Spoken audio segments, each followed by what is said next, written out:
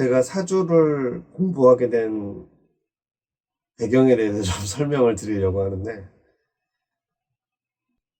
제가 이런 기억이 있습니다. 어렸을 때인데요. 정확하게 나이는 기억이 나지 않습니다만, 할머니 손에 이끌려가지고, 지금 생각하면 아마 군산 같은데, 군산에 부두를 갔던 것 같습니다. 그러면서 그때 할머니가 이거 잘 봐둬라. 그런 이야기를 하셨었죠. 사실, 어렸을 때 가끔 할머니를 따라서 다니기는 했었는데, 군산이면 사실 꽤 먼 거리거든요. 굳이 그 많고 많은 형제, 많은 사촌들이 있는데도 불구하고 왜 저를 데려가셨을까? 사실 그때는 잘 몰랐었죠.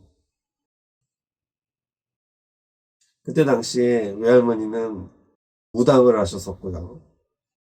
저는 사실 저랑 아무 연관이 없는 그냥 배를 구경하고 온 뭐 이거밖에 없었죠. 그런데 제가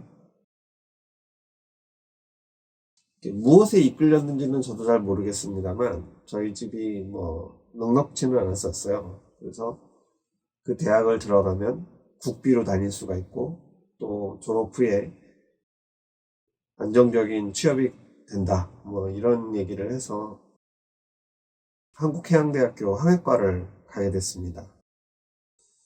거기를 졸업하고 나서 항해사로 배를 탔었습니다. 그리고 나니까 그 어렸을 적 그 외할머니의 손에 이끌려가지고 군산 앞바다에서 본 그 배들을 사실 직접 타게 된 거잖아요. 그러니까 뭔가 외할머니는 과연 어렸을 때 제가 배를 타는 거를 알았을까? 도대체 어떻게 그걸 알았을까? 이런 사실 의문점이 좀 들었죠. 대학교 때 제 룸메이트가 돌을 닦는 친구였어요. 제가 기숙사 생활을 했었는데 딱 밤에 방에 딱 들어가면은 그 친구는 앉아서 자는 거예요. 좌선을 하면서 잤었고 또 여러 가지 이제 도와 관련된 책들도 저한테 추천해주고 그랬었었는데 뭐 그거 덕분에 사실 저도 이제 조금씩 이제 관심을 가지게 됐었죠.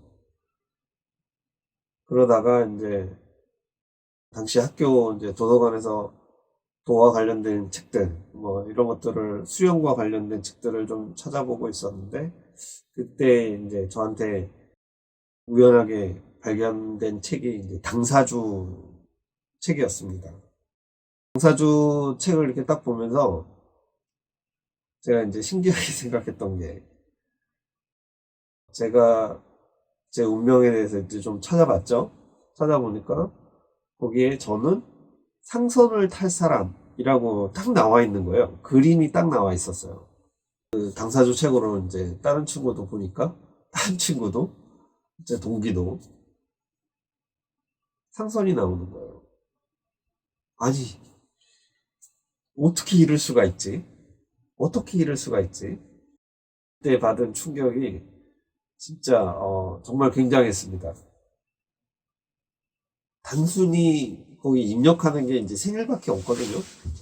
생년월일을 이렇게 집어넣고 그걸 통해 가지고 내 직업을 아주 그냥 대놓고 또 다른 사람의 같은 동기를 앞으로 그 일을 할 사람에 대한 직업이 그대로 나타난다라는 게 너무 신기한 거예요. 그때부터 이제 좀 본격적으로 이 사주 명리학에 대한 책들을 좀 뒤져보게 됐습니다. 세상이 노력을 통해서만 결과가 나오는 건 아니다. 노력 이외에 다른 무언가가 있다. 라는 것들을 좀 눈치채게 됐습니다. 근데 사실 그게 정확히 뭔지는 또 어떤 원리에 의해서 그렇게 되는지는 사실 잘 몰랐었어요. 그리고 배를 타고 내리고 그러면서 이제 또 사업을 한다고 깝죽대다가 한 두 번 날려버린 적이 있습니다. 그래서 뭐 솔직히 얘기하면 쫄딱 망했죠. 그러다 보니까, 내 인생 왜 이러나. 내 인생이 도대체 왜 이런 굴곡이 있을까. 뭐, 이런 좀 의문이 들었죠. 그래서 두 번째 사업이 망하고 나서 뭔가 이제 뭐 빚도 좀 갚아야 되고 하면서 좀 지친 마음을 조금 달래도 볼 겸 공부도 좀 하고 사주 공부도 좀 그때 이제 다시 생각이 난 거죠. 사주 공부도 좀 할 겸 지친 마음도 좀 달랠 겸 해서 야간 일을 하기 시작을 했어요. 그러면서 이제 사주 공부를 다시 또 본격적으로 하게 됐습니다.